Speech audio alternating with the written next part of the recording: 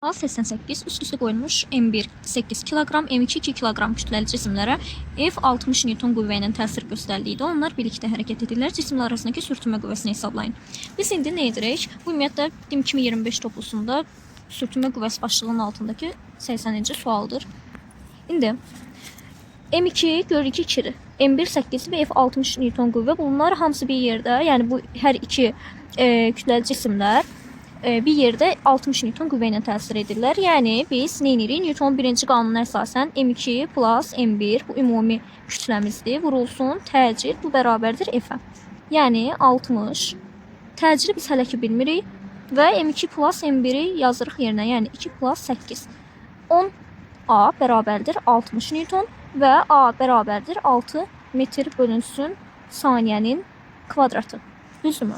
İndi bizdən tələb edir ki, cisimlər arasındakı sürtünmə qüvvəsini hesablayın. Yəni dayaqla birinci cisim arasında sürtünmə qüvvəsini nəzərə almırıq.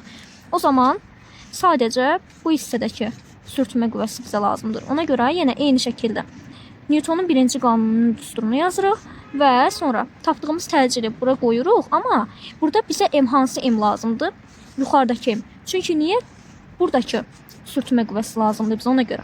6 vurulsun 2, bu da bərabərdir 12 Newton.